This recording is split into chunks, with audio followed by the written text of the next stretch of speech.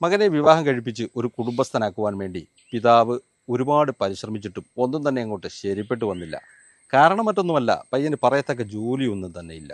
വിദ്യാഭ്യാസവും വേണ്ട രീതിയിൽ അങ്ങോട്ട് പൂർത്തീകരിച്ചിട്ടില്ല.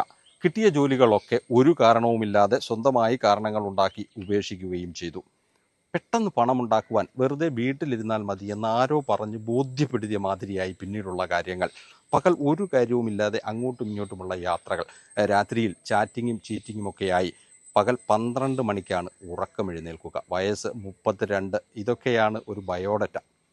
അവസാനം മറ്റ് ഗത്യന്തരമൊന്നുമില്ലാതെ ഉള്ള വീടിൻ്റെ ആധാരം പണയപ്പെടുത്തി ടൗണിൽ ഒരു മൊബൈൽ ഷോപ്പ് തുടങ്ങി. കല്യാണം ആലോചിച്ചു വരുന്നവർക്ക് പയ്യൻ്റെ ജോലി എന്താണെന്ന് പറയണമല്ലോ. അതിനുവേണ്ടിയാണേ.